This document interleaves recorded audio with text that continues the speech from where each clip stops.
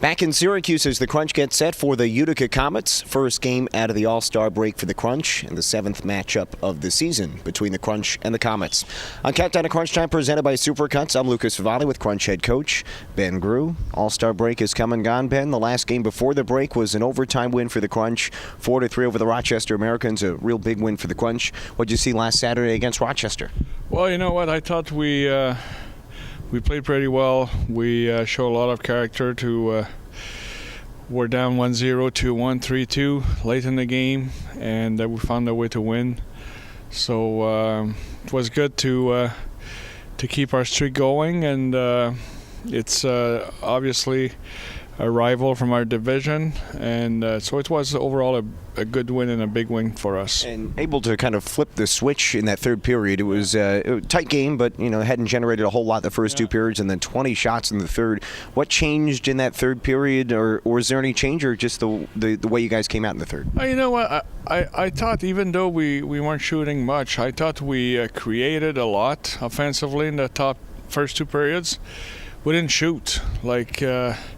If you don't shoot the puck at the net, you have no chance to score. So maybe a little bit fancy, but in third I thought we shoot more, and so we were rewarded for it. Yeah, what can the team then learn from that, going with the shoot first mentality? Is there anything in that? Yeah, you know what? Every game's different, and teams are defending hard, and it's a long season, and it's not easy to get to the net. It's not easy to get those shots from the slot, and we got to work for every inch on the ice, and it's something I thought we did pretty well against Roch.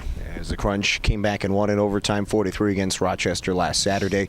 The hero of that game was the man with his first career hat trick. He had 4 points, also a first, Carter Verhage, who is having a tremendous season as we continue to talk about. But what in particular did he do in that game, and has he been doing here recently to continue to produce for the Crunch? Skates and shoot the puck. I think it's his strength. He's got a good shot.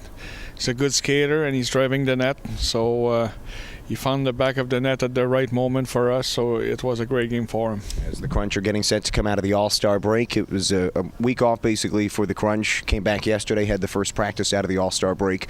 But you said before the break that you thought it was coming at the right time, a good chance for the team to kind of get a breather and regroup here into the second half of the season. Why do you think that was the right time for this All-Star? Our break at Christmas was 2.5 days, 3 days, so it's a very short break, and with the young team we have, many young guys needed that break mentally, more mentally than physically, to go back home, see your family, get here, have more energy, be more ready for the last 30 games or so. So it's I thought we needed it more mentally than physically. And the second half of the season kind of began a week or two ago, but now it's after the All-Star break. Yeah. Does the intensity pick up after the All-Star break? I know you guys take it one day at a time, but do you feel as now it's kind of, you can see the stretch run coming, does the intensity pick up? For sure. The race is on, where it's going to be a dog fight till the end to make the playoff. Everyone's involved, and there's only 10 points from second place to last place in our division, so it's a tough division. There's a lot of good teams, and we got to approach it one game at a time and make sure that we're ready to play every night. Yeah, remarkable the stretch there in comparison to last year, where 4th to 5th was probably 10 or more points at this point a year ago, and everyone knew it was going to make the playoffs. All-Star break though for the Crunch. You were there at the All-Star Classic. Connor Ingram and Corey Conacher, of course, as well. What did you think of their performance and the overall experience of the All-Star? Well, I thought they did well. Everybody was there to enjoy the skills and the 3-on-3. It was a fun time. I think Springfield was great. The setup there was awesome, so I thought everybody had fun. Crunch are getting set for the Utica Comets on this Friday night on Countdown to Crunch Time presented by Supercuts. I'm Lucas Favali. Crunch head coach Ben Grew is our guest. We know it's the Comets here tonight. It's the 7th matchup of the season. There's a lot of familiarity, as we always know, between these two teams.